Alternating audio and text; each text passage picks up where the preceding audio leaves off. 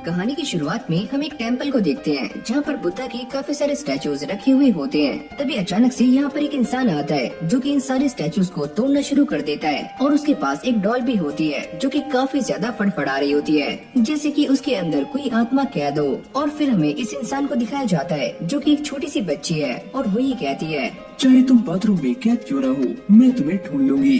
फिर हमें जापान की एक यूनिवर्सिटी का सीन दिखाया जाता है जहाँ पर अभी अभी एक बच्चे ने एडमिशन लिया है और इसका नाम है काइटारो। जैसे ये अपनी स्पीच देकर बाहर निकलता है तो उसे उसकी एक दोस्त मिल जाती है जिसका नाम है आइको और वो उसके साथ फोटो क्लिक करती है। पर तभी अचानक हम ये देखते हैं कि एक कर्ज की वजह से ये फोटो भी खराब हो जाती है, जिससे काइटारो काफी गुस्से में आ जाता है और परेशान भी हो जाता है। लगता है मैंने तुम्हें भी कर्ज दे दिया। आइको उससे कहती है, इसमें तुम्हारी कोई भी गलती नहीं है, मैंने ही तुमसे फोटो खिंचवाने के लिए कहा था। अब काइटारो ये बताता है कि जब भी कोई मेरे साथ फोटो खिंचवाता है तो उसके साथ ऐसा ही होता है। जिसके बाद हमें काइटारो के बारे में बताया जाता है कि उसके एक हाथ में हमेशा ही एक ग्लव होता है और जब वो हाई स्कूल में था तब एक आत्मा ने उसे एक कर्ज दे दिया था और इसलिए वो अपने एक हाथ में ग्लव पहन कर रखता है। साथ में हमें ये बताया जाता है कि सारी की सारी आत्माएं काइटारो की तरफ खुद ही खींची चली आती हैं। इसकी वजह से ही इसकी फ्रेंड को भी कर्ज हो जाता है, जिसके बाद ये 2 सालों तक अपने रूम में रहता है। फिर आइको और उसकी फैमिली उसे बाहर जाने के लिए मोटिवेट करती है और ये दोबारा से नॉर्मल लाइफ जीने के लिए रेडी हो जाता है।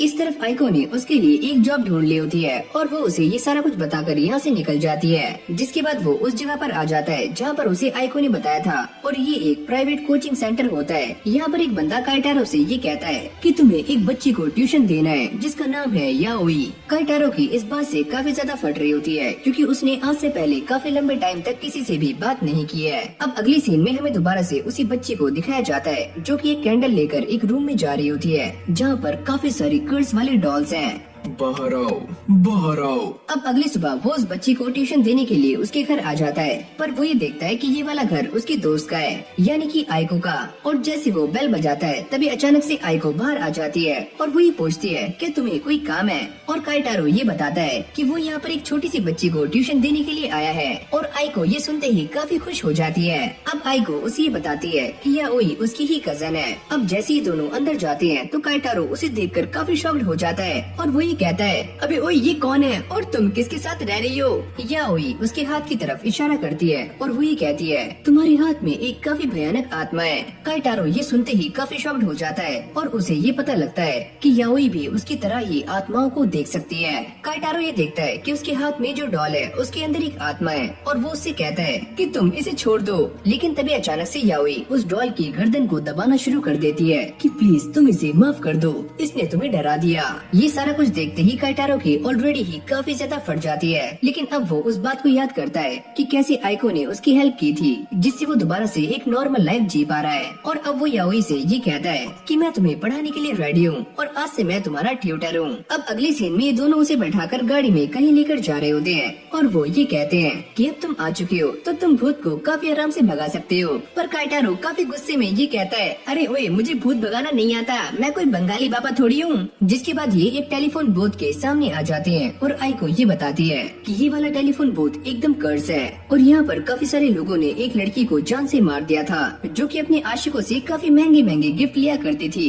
और उन्होंने ही उसे यहाँ पर जान से मार दिया और तभी से ये टेलीफोन बूथ कर्ज्ड है। आइको ये बताती है कि जो भी इसके अंदर जाने का ट्राई करता है या इस फोन पर बात करता है तो वो लड़की उसे जान से मार देती है। काइटारो की ये सारा कुछ सुनते ही काफी ज्यादा फट जाती है, पर तभी अचानक वो ये देखता है कि याओई इस टेलीफोन बूथ के अंदर चली जाती है और काइटारो उसे बाहर निकालता है, क्या तुम ठीक हो? पर मुझे तो यहाँ पर कोई भी भूत दिखाई नहीं दे रहा है। पर काइटारो अब भी उस भूत को सेंस कर पा रहा होता है जैसे कि वो आस पास ही हो। अब वो इसके अंदर जाकर एक कॉल लगाने का ट्राई करता है जिसके अंदर से उसे काफी अजीब सी आवाजें आ रही होती हैं। जल्दी करो, जल्दी करो। और तभी अचानक से ये पूरा का पूरा टेलीफोन बूथ खून से भरना शुरू हो जाता है। याओई काइटारो को बाहर निकालती है और इस टेलीफोन बूथ में अपने डॉल को डाल देती है और ये भूत इस डॉल को काफी गंदी तरह से फाड़ देता है। जैसे ही काइटारो और आइको इसे देखते हैं तो उनकी बुरी तरह से फट जाती है और वो सारे यहाँ से भाग जाते हैं। अब अगली सीन में सारे दोबारा से घर पर आ जाते हैं जहाँ पर काइटारो याओई को पढ़ा रहा होता है और वो उससे पूछता है, क्या तुम सच में आत्माओं को देख सकती हो? और वो ये कहती है कि मैं उन्हें देख भी सकती हूँ और साथ में पकड़ भी सकती हूँ। आइको काइटारो को ये समझाती है कि कुछ साल पहले याओई के माता पिता की डेथ हो गई थी और तभी से वो उसके साथ रहती है और उसे भूतिया जगहों पर जाना इसलिए पसंद है ताकि वो दोबारा से अपनी मॉम और डैड की आत्मा को ढूंढ पाए। फिर हमें याओई का एक पास्ट दिखाया जाता है जहाँ पर वो अपने मॉम और डैड के साथ काफी मस्ती करते हुए जा रही होती है, पर तभी अचानक से उन सभी का एक्सीडेंट हो जाता है, पर याओई इसमें बच जाती है। अब उसका IQ पहले के मुकाबले काफी तेज हो चुका था, जिससे वो इंसानों के साथ साथ भूतों को भी देख पाती थी और वो ये देखती है कि एक बुरी आत्मा उसकी माँ की आत्मा को लेकर अपने साथ चली गई है, जिसके बाद से उसे अपने डैड की आत्मा तो दिखाई देती है पर कभी भी अपनी माँ की आत्मा दिखाई नहीं दी। आइको काइटारो को यही सारी बातें बता रही होती है कि यही वो रीजन है जिससे कि याओई बार बार भूतिया जगहों पर जाती है ताकि वो दोबारा से अपनी मॉम को ढूंढ पाए। अब यही से हमारा सीन चेंज हो जाता है जहाँ पर ये सारे दोबारा से उसी भूत के सामने आ जाते हैं, पर काइटारो की अब भी काफी ज्यादा फट रही होती है और उसको देखकर ऐसा लगता है कि उसने पैंट में पीली और गीली दोनों ही कर ली है। काइटारो के हाथ में एक मूर्ति भी होती है जो कि उसे इस इविल स्पिरिट से बचाने वाली है, पर तभी अचानक हम ये देखते हैं कि उसका ग्लव वाला हाथ उसे इस फोन बूथ के अंदर लेकर चला जाता है और उसकी काफी ज्यादा फट रही होती है जैसे कि अब वो मरने वाला है। अभी स्पिरिट काइटारो का गला दबाना शुरू करती है जिससे उसके हाथों से बुद्धा का स्टैचू भी नीचे गिर जाता है और उसे ऐसा लगता है कि ये स्टैचू काम क्यों नहीं कर रहा है, लगता है मैं तो गया। याओई देखती है कि बुद्धा का स्टैचू काम कर रहा है पर ये स्पिरिट काफी ज्यादा खतरनाक है। अब अगले सीन में वो अपनी कमर के पीछे से 2 हथियार बाहर निकालती है और आसमान में कूदते हुए स्पिरिट से ये कहती है अगर तुम वायलेंस को चूज करना चाहती हो तो लो फिर। और वो इस बुद्धा के स्टैचू से इस बुद्ध के ऊपर एक जोरदार अटैक करती है जिससे कि ये पूरा का पूरा बुद्ध तहस नहस हो जाता है। और अब इस फोन में से एक आवाज आ रही होती है जो काफी जोर से चिल्लाने की होती है, जिसके बाद वो इस फोन की वायर को भी काट देती है और अब वो काइटारो के पास आकर उससे ये कहती है कि तुम्हें घबराने की कोई भी जरूरत नहीं है, वो चाहे कितना भी स्ट्रांग हो पर मैं तुम्हारे साथ हूँ और मैं हमेशा ही तुम्हारी हेल्प करूंगी। अब जैसे ही सारे घर जा रहे होते हैं तो काइटारो को दोबारा से उस स्पिरिट का एहसास होता है क्योंकि अभी वो फोन याओई के पास में है। घर आने के बाद काइटारो काफी ज्यादा परेशान होता है और उसे समझ नहीं आता कि उसके साथ क्या हुआ है और तभी आइको उसे ये बताती है कि जब तुम फोन पर बात कर रहे थे तो तुमने काफी इविल स्माइल की। क्या सच में मैंने ऐसा किया? मैं जितना भी इन चीजों से भागने का ट्राई कर रहा हूँ मैं उतना ही इसमें फंसता जा रहा हूँ। और अब वो याओई से ये पूछता है कि हमें वहाँ पर दोबारा से जाना होगा, पर वो ये कहती है कि हमें वहाँ पर दोबारा से नहीं जाना क्योंकि वहाँ पर अब कुछ भी नहीं बचा। फिर हम देखते हैं याओई के रूम में वही टेलीफोन वाली आत्माएं जिसे बाकी की आत्माएं काफी परेशान कर रही हैं और उसे टॉर्चर कर रही हैं। इस तरफ याओई काइटारो को ये बताती है क्या तुम इसके बारे में जानते हो, कोडोकू। और ये सुनते ही वो काफी हैरान हो जाता है, क्या कोडोकू या कुकड़ोकू। याओई उसे समझाती है कि इसका मतलब है कि काफी सारे जहरीले कीड़ों को एक साथ एक जार में रखना ताकि वो एक दूसरे को टॉर्चर करें और जान से मार दें और जो भी आगे बचेंगे वो किसी और को टॉर्चर करेंगे। काइटारो की पहले ही काफी फट चुकी है तो वो याओई से ये कहता है अगर तुम्हें किसी भी चीज की जरूरत हो तो तुम मुझे बता सकती हो। अब अगले सीन में काइटारो इसी बात को सोचते हुए जा रहा होता है कि उसे बड़ी मुश्किल से एक नॉर्मल लाइफ मिली है, लेकिन अब भी वो दोबारा से इन्हीं चक्करों में फंस चुका है। और जैसे वो आइको के घर पहुंचता है तो याओई दरवाजा खोलती है और वो उसके हाथ में एक डॉल को देखकर काफी ज्यादा डर जाता है। जब ये सारे बैठकर बातें कर रहे होते हैं तो याओई उससे कहती है कि उन्हें दोबारा से एक भूती जगह पर जाना है, पर काइटारो इस चीज के लिए साफ मना कर देता है और वो बहाना लगाते हुए ये बताता है कि पहले उसे एक आत्मा ने कर्ज दे दिया था और इसी के इलाज के लिए उसे बार बार कहीं पर जाना पड़ता है तो वो उनके साथ नहीं आ सकता। पर अगली पल सारे कार में बैठकर जा रहे होते हैं जिससे एक बात तो क्लियर हो जाती है कि उन दोनों ने काइटारो को अपने साथ चलने के लिए मना लिया है, पर उसकी हालत सच में काफी खराब होती है क्योंकि वो दोबारा से फंस चुका है। काइटारो को ये बात समझ नहीं आती कि आइको बार बार याओई का साथ क्यों दे रही है। याओई उससे पूछती है क्या तुम्हें बार बार इसका इलाज करवाने के लिए जाना पड़ता है, और वो ये बताता है कि हाँ मुझे बार बार इसके लिए जाना पड़ता है। तभी आइको ये बताती है कि आज हम जिस टेम्पल में जा रहे हैं वहाँ की पुजारी काइटारो की ग्रैंड मदर है, जिसके बाद ये सारे रास्ते में मस्ती करते हुए टेम्पल तक पहुँच जाते हैं। पर जैसे ही काइटारो की दादी याओई को सामने देखती है तो वो इसके ऊपर काफी गुस्सा करती है। अबे ओए तुम इसे लेकर यहाँ पर क्यों आए? ये लड़की काफी खतरनाक है तो इसको लेकर यहाँ से जाओ। वो ये भी कहती है ये वही लड़की है जिसने बुद्धा के 5 स्टैचूज को तोड़ दिया है। याओई ये कहती है 5 नहीं 7, और इससे वो और भी ज्यादा गुस्से में आ जाती है। पर काइटारो उन्हें शांत करने का ट्राई करता है। अबे ओए तुम मुझे रोक क्यों रहे हो? काइटारो के मनाने के बाद उनका गुस्सा शांत हो जाता है और वो याओई को वार्निंग देकर छोड़ देती है और काइटारो से ये कहती है कि तुम मेरे साथ चलो, कर्ज को एक्सरसाइज करवाने का टाइम हो चुका है। अब उसकी दादी और एक और इंसान उसके हाथ पर कर्ज की एक्सरसाइज करवा रहे होते हैं और उसकी दादी उससे कहती है अगर तुम काफी अच्छा खाना खाओगे और रोज एक्सरसाइज करोगे तो बुरी आत्माएं तुम्हारे ऊपर हावी नहीं होंगी। काइटारो ये सोचता है अगर उसकी दादी उसके साथ ना होती तो वो कभी भी एक नॉर्मल लाइफ जी नहीं पाता। याओई इस कमरे में झांकने का ट्राई करती है पर आइको उसे रोक लेती है और साथ में उसे काइटारो के हाथ की एक फोटो दिखाती है जिसके ऊपर काफी सारी छोटी छोटी व्हाइट कलर की वेन्स होती हैं जो दिखने में काफी अजीब लग रही होती हैं। उसकी दादी एक डिवाइन सॉर्ड का इस्तेमाल करते हुए इन सारी नसों को काट देती हैं। जैसे ही इस कर्ज की एक्सरसाइज खत्म हो जाती है तो काइटारो और उसकी दादी बाहर आ जाते हैं और वो दोनों ही काफी थक चुके हैं। तभी आइको और याओई भी यहाँ पर आ जाते हैं। याओई उनसे कहती है क्या मैं इन नसों को रख सकती हूँ? अरे हाँ तुम रख लो, और वैसे भी तुम्हें भूतिया चीजें काफी पसंद है। और वो इन दोनों को ये बताती है कि इस वाले मंदिर के बेसमेंट में एक काफी खतरनाक डॉल है और किसी का भी वहाँ पर जाना वर्जित है।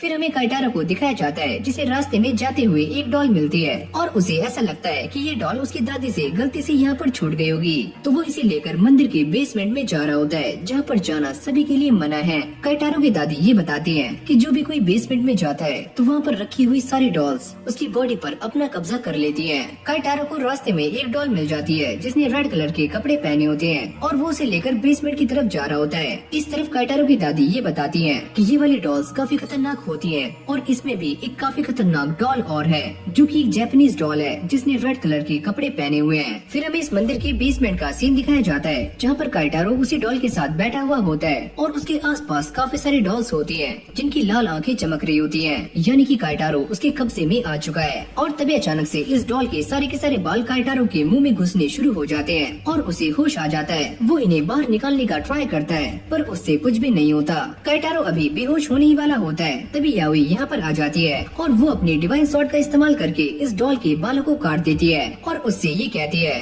कि तुम्हें इंसानों को कब्जे में करने की परमिशन किसने दी। वो इसके सर को धड़ से उड़ाते हुए सारी डॉल्स को ये वार्निंग देती है अगर तुमने दोबारा से किसी इंसान पर अपना कब्जा जमाया तो मैं तुम्हारा सर तुम्हारे धड़ से अलग कर दूंगी, समझी। ये सुनते ही सारी की सारी डॉल्स दोबारा से नॉर्मल हो जाती हैं। अब उसकी दादी और आइको भी यहाँ पर आ जाते हैं। काइटारो ये सोचता है कि याओई ने बिना अपनी जान की परवाह किए हुए उसकी जान बचाई। अभी सारे दोबारा से वापस जाने के लिए रेडी हो जाते हैं और काइटारो अपनी दादी से ये कहता है कि अब मैं ये बात कह सकता हूँ कि याओई काफी अच्छी लड़की है और वो मेरी पहली स्टूडेंट है, तो मैं उसका ख्याल रखना चाहता हूँ। पर इस लड़की ने जो बुद्धा के स्टैचूज तोड़े हैं वो तुम्हें रास्ते में परेशान कर सकते हैं, तो जाते हुए उनके लिए एक गिफ्ट ले लेना और उससे प्रे करना जिससे तुम बच जाओगे। जाते हुए काइटारो याओई को एक छोटा सा गिफ्ट दिलाता है जिसके अंदर बुद्धा के काफी सारे स्टैचूज होते हैं और बदले में वो ये कहती है कि मैं तुम्हें अपने रूम में लेकर जाऊंगी जहाँ पर मैं तुम्हें अपने डॉल्स का कलेक्शन दिखाने वाली हूँ। अब अगली सीन में वो उसे लेकर अपने रूम में आ जाती है और जैसे काइटारो अंदर जाता है तो वो ये देखकर काफी शॉक्ड हो जाता है और वो ये कहता है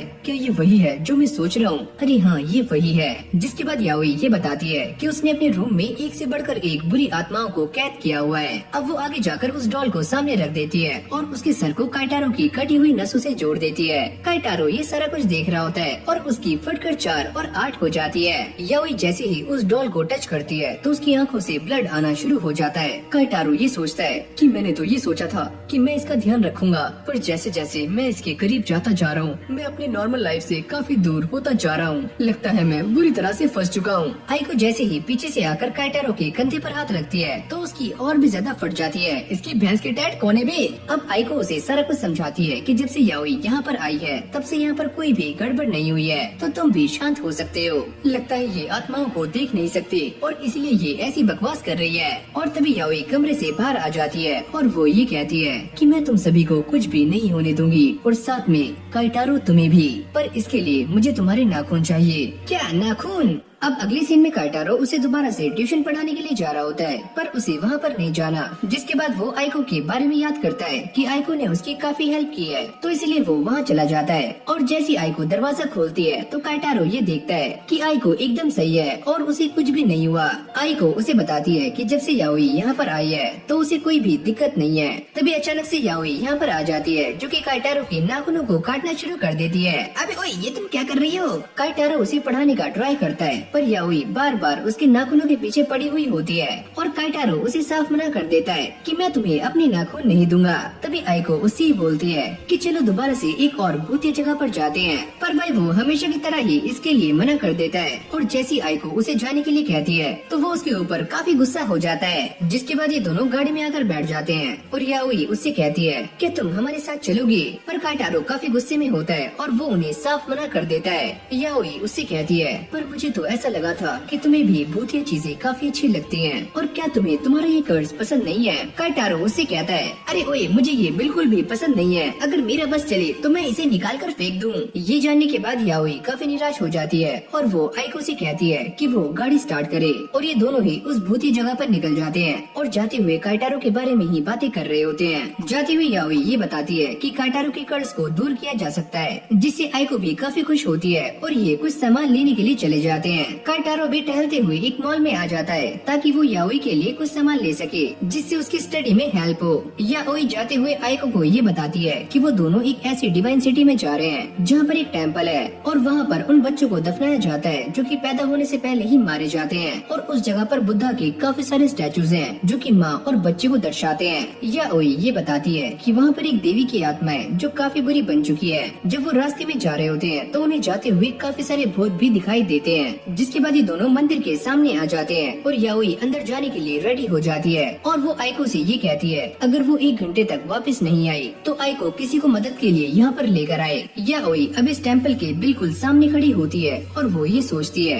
कि मैंने रास्ते में आते हुए काफी सारी आत्माएं देखी थी, पर यहाँ पर मुझे बस एक ही नजर आ रही है, इसका मतलब बाकी की यहीं पर छुपी हुई हैं। इस टेम्पल में जाते हुए उसे रास्ते में काफी सारे बुद्धा के स्टैचूज मिलते हैं और वो अंदर जा रही होती है, पर ये जगह काफी सुनसान है और यहाँ पर काफी सारी आत्माएं हो सकती हैं। जिसके बाद हमें ये बताया जाता है कि इस जगह पर काफी सारे बच्चों की आत्माएं हैं जिन्हें अभी तक मुक्ति नहीं मिली है, और वही सारी आत्माएं एक काफी इविल आत्मा में कन्वर्ट हो चुकी हैं। यहाँ तक कि इस जगह पर काफी सारी छोटी छोटी आत्माएं भी हैं। तभी याओई नोटिस करती है कि उसके सामने वही देवी की आत्मा है और उसके आसपास काफी सारे बच्चों की भी आत्माएं हैं। अब याओई उससे कहती है कि काइटारो मैं तुम्हें सही करने के लिए आज इस देवी का शिकार करूंगी, लेकिन तभी ये आत्मा उसके ऊपर अटैक कर देती है और उसके पीछे बुद्धा का एक स्टैचू आ जाता है। ये सारे के सारे बच्चे इस स्टैचू को याओई के ऊपर गिरा देते हैं। इस तरफ आइको याओई का इंतजार कर रही है और याओई इन सारी स्पिरिट से बचकर जंगल में आ जाती है, क्योंकि ये सारे स्पिरिट्स काफी खतरनाक हैं। लेकिन याओई पहले ही इंजर्ड हो चुकी है, जिसके बाद वो पेपर डॉल्स को बाहर निकालती है और उसके ऊपर अपने बालों को बांध देती है। फिर हमें ये बताया जाता है कि जब भी ऐसा किया जाता है तो सामने वाली पेपर डॉल्स आपकी डुप्लीकेट बन जाती हैं, यानी कि आपके इशारों पर काम करती हैं। तभी अचानक से एक बच्चे की आत्मा यहाँ पर आ जाती है